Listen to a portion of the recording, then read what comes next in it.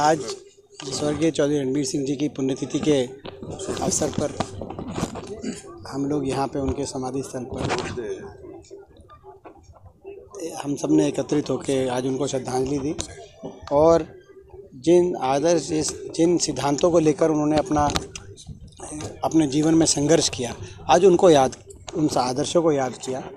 वो एक ऐसी पीढ़ी थी जिस पीढ़ी ने इस देश को स्वतंत्रता दिलाने के आदर्श को मानते हुए जाति, धर्म, भाषा, भूषा हर बात से ऊपर उठ के अपनी सारी की सारी जवानी अंग्रेज़ों की काल कोठरियों में, जेलों की काल कोठरियों में बिताने का काम किया। स्वयं स्वर्गीय चौधरी रणबीर सिंह जी, जैसा आपको पता है कि 8 बार ब्रिटिश सरकार ने उनको 8 बार जेल की सज़ा सुनाई, अलग अलग अवधि की, और पॉलिटिकल प्रिजनर के रूप में। और जब भी वो रिलीज़ होते थे, मगर कोई आंदोलन होता था तो तुरंत ब्रिटिश सरकार दोबारा से उनको जेल में डालने का काम करती थी। तो वो एक आदर्श को लेकर अपने जीवन को समर्पित करने की एक भावना थी, देश के आदर्श को, कि भारत माता की सब संतान हैं और दुनिया में सब बराबर हैं, कोई किसी के ऊपर नहीं है, और हिंदुस्तान का भविष्य हिंदुस्तानी ही बनाए तय करें। ये एक आदर्श था, देशभक्ति की भावना थी। आज उन आदर्शों को, उन भावनाओं को हमने आज सबने याद किया, उनको श्रद्धांजलि दी।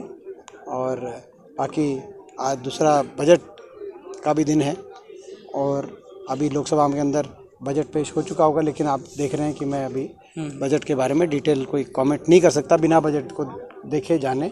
अच्छा, उसमें पहले कहा गया है बजट में कि जो मैं एक बार अभी किसानों के लिए जो ऋण है उस पर छूट की जारी रहेगी, और जो स्टार्टअप है उसके लिए कृषि बजट बनाया जाएगा, साथ में किसानों को डिजिटल ट्रेनिंग दी जाएगी। देखिए, जो कहा गया होगा, मैं लगातार, आप देख रहे हो, मैं हज़ारों आज की तादाद में मैं सबका धन्यवाद करता हूँ जो यहाँ सब लोग आए इस श्रद्धांजलि सभा में। बिना तथ्य जाने की बात मैं कहूँगा नहीं, मगर हाँ, बजट से हमें ये उम्मीद ज़रूर थी कि बजट महंगाई पे नियंत्रण और देश में जो व्यापक बेरोज़गारी बढ़ती जा रही है, उस बेरोज़गारी की परिस्थितियों में काबू पाने के लिए, और जो एक नया संकट, ये जो अदानी समूह से जुड़ा हुआ एक संकट, देश के राष्ट्रीय कुछ बैंक्स और LIC के ऊपर इस संकट के बादल मंडरा रहे हैं, इसको लेकर, चाहे वो SBI हो चाहे LIC हो, इसको लेकर बजट के अंदर जो हमारी वित्त मंत्री हैं वो अपनी बात रखेंगी। अब उन्होंने क्या बजट दिया है उसके बाद ही मैं सारी बात देख के आपको, अभी राज्यसभा के अंदर भी जो है 2 बजे से हो जाएगा अपना, तो हम अब जा रहे हैं, प्रयास कर रहे हैं कि आप लोग के बड़ा एरिया NCR के बारे में भी, जैसे ये 2024 चुनावी रैली का आगाज बताया था बीजेपी ने, और जो गोहाना में रैली हुई, अमित शाह नहीं आए, उसके बारे में क्या, उसकी तस्वीर कुछ और नजर आए? देखिए, उसमें क्या कारण रहे, क्यों नहीं आए, ये हरियाणा जानता है, हरियाणा की जनता जानती है। आप उसकी तुलना पानीपत में जो हमारी रैली हुई थी, जो इस सर्दी का सबसे ज़्यादा ठंडा दिन था, पानीपत वाला दिन। पानीपत के अंदर जो पारा है वो 0 डिग्री के नज़दीक पहुंच गया था, और घना कोहरा, छींट भी पड़ी उस दिन, और दिन में सूर्य के दर्शन नहीं हुए हरियाणा की जनता को। ऐसे दिन पानीपत की रैली, एक रिकॉर्ड तोड़ रैली के साथ साथ, संख्या बल के साथ साथ भावना बल, उस रैली में लोगों ने जो प्रदर्शित किया, जब हम लोग पहुँचे सभा स्थल पे, लोगों का जो आशीर्वाद जिस रूप में, जिस भावना के साथ मिला, हम प्रदेशवासियों को विश्वास दिलाते हैं कि उस भावना पे हम पूरा उतरेंगे, उस विश्वास को नहीं टूटने देंगे, उस ईमानदारी से लड़ाई लड़ेंगे प्रदेश में बदलाव की, जिन्होंने भट्टा बिठा दिया BJP JJP सरकार ने प्रदेश का। और यही कारण है कि जो भाजपा की जो प्रदेश स्तर की जो रैली रही गोहाना के अंदर, उसकी जो तस्वीरें आई, वो तो उन तस्वीरों से आप आकलन लगा सकते हैं कि लोगों की कितनी रुचि थी उस रैली में आने की। मैं समझता हूँ कि लोग इतने नाराज़ हैं, हर वर्ग इतने नाराज़ है कि उनको चिंता इस बात की नहीं थी कितने आए, सरकार को इस बात की चिंता थी कि कौन आके काला झंडा दिखा दे, कौन आके सरकार के खिलाफ कोई नारा लगा दे, क्या सरपंच बैठे हुए हैं, कहीं सरपंच ना आ जाएं, क्या जो है गांव के चौकीदार बैठे हुए हैं, गांव के सफाई कर्मचारी अपना संघर्ष कर रहे हैं, क्या वो ना आ जाएं? क्या खिलाड़ियों का ऊपर इतना अपमान किया जा रहा है, कहीं खिलाड़ी ना आ जाएं? क्या किसानों से 750 घरों के चिराग बुझ गए, किसानों का ऐसा आंदोलन करना पड़ा, कहीं वो किसान ना आ जाएं, कोई गरीब आदमी ना आ जाए, कोई मनरेगा के मजदूर आज बैठे हैं अपना संघर्ष कर रहे हैं, आज मनरेगा के मजदूरों को बड़ा तिरस्कार झेलना पड़ रहा है हरियाणा के अंदर, मेट और मजदूरों को, कहीं वो ना। सरकार को इस बात की चिंता थी, ये नहीं था कि भाई रैली में कौन कितने आदमी आए, वो तो इनका तो जो मैं देख रहा हूँ पंडाल ही मतलब प्रदेश स्तर की रैली के लायक नहीं था, वो आपने भी देखा होगा। इस बात का मगर ज़्यादा था कि भाई कोई ऐसा ना आ जाए, और कहीं ना कहीं ये जो चिंता होना उनका लाजमी भी है, उनकी हम जो बीजेपी की जो बात है उसको समझते हैं। कल पंचायत मंत्री का एक बयान था कि जो सरपंच विरोध कर रहे हैं इनको पैसा कमाने का लाइसेंस नहीं लेने देंगे। देखिए, पंचायत मंत्री जो हैं वो इस बात को जो है अपना समझें कि पंचायती राज में चुनाव व्यवस्था होती है, लोग फैसला करते हैं, लोग चुन के भेजते हैं पंचायत को, सरपंच को। वो लोग ही इस बात का फैसला करते हैं कि कोई अगर ईमानदारी से काम करेगा तो लोग उसको दोबारा से चुनेंगे, और अगर कोई ईमानदारी से काम नहीं करता पंचायत स्तर पे तो हमारे देश की प्रजातंत्र में सीधा मामला, सीधा से फैसला लोगों के हाथ में होता है। अगर सरपंचों को कोई राइट्स देने ही नहीं थे, कोई अधिकार देने ही नहीं थे, मात्र 2 लाख के अधिकार में क्या सरपंच को कौन कराएगा, तो फिर ये चुनाव क्यों कराए? और क्या ये भ्रष्टाचार का केंद्रीकरण नहीं है? इस बात का कौन सर्टिफिकेट दे रहा है कि भाई ये जो है केंद्रीय स्तर पे जो ठेके जो दिए जाएंगे उसमें वो ईमानदार होंगे? इस बात का कौन सर्टिफिकेट दे रहा है? ये तो ऐसी पार्टी है, जेजेपी पार्टी और बीजेपी के साथ गठबंधन, इनका तो जब से प्रदेश में आया तो भ्रष्टाचार के मामले में हरियाणा नंबर 1 पे पहुंच गया। तो क्या लाइसेंस आपको दिया जाए भ्रष्टाचार का? क्या बीजेपी ने जब जेजेपी के साथ समझौता किया तो क्या जेजेपी को भ्रष्टाचार का समझौता दिया? शराब घोटाला, एक्साइज घोटाला, रजिस्ट्री घोटाला, धान घोटाला, ये सारे घोटाले क्यों आपके जो महकमे है आपकी पार्टी के पास, उसमें सामने ऐसे घोटाले क्यों सामने आ रहे? तो क्या आपको लाइसेंस दिया गया है? प्रदेश की जनता ने तो नहीं दिया था लाइसेंस। ये सरपंचों का जो अधिकार है, सरपंचों की जो अधिकार हैं, पंचायती राज के जो अधिकार हैं, वो भारत के संविधान में अमेंडमेंट लाके पंचायती राज सिस्टम को समय समय मजबूत किया गया है। देश की के विभिन्न प्रदेशों में कई जगह तो भाजपा की सरकारें हैं। आत्ममंथन करें ये सरकार कि भाजपा की बाकी सरकारों में सरपंचों को अधिकार मिले हुए हैं, ये हरियाणा में क्यों? तो इसमें हम सरपंचों के साथ हैं। अभी मैं शायद अभी जब निकलेंगे यहाँ से, समय होगा तो सांपला धरने पे भी जाके समर्थन करेंगे। जींद के धरने पे मैंने जाके समर्थन किया था।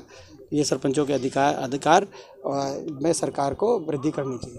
अच्छा, केंद्रीय मंत्री जो यात्रा चली थी उसका समापन हुआ तो आपने विपक्षी दलों को इनवाइट किया था, लेकिन विपक्षी दल पहुंचे।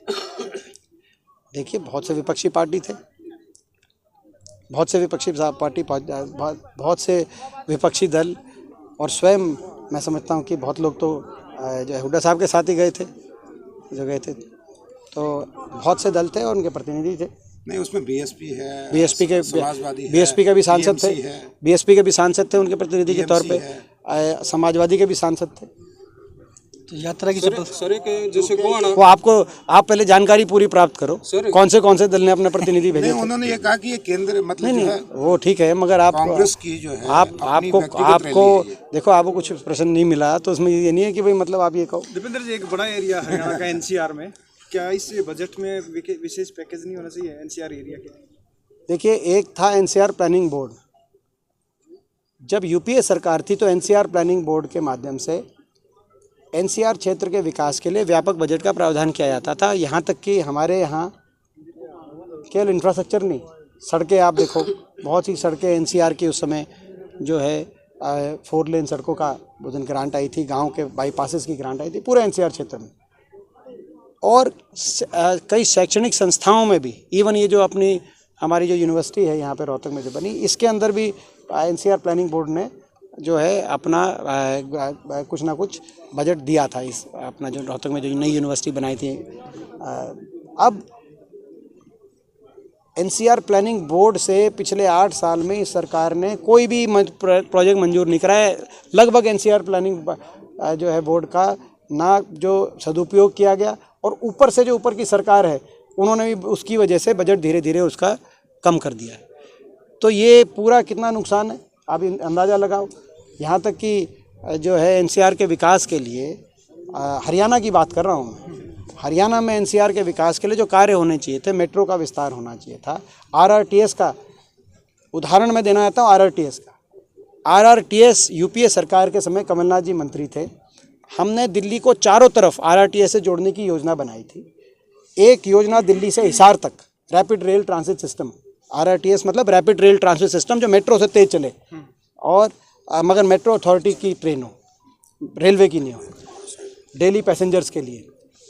दिल्ली से हिसार मंजूर हुई थी उस समय, दिल्ली से पानीपत मंजूर हुई थी उस समय, दिल्ली से अलवर हुई थी मंजूर, और दिल्ली से मेरठ हुई थी।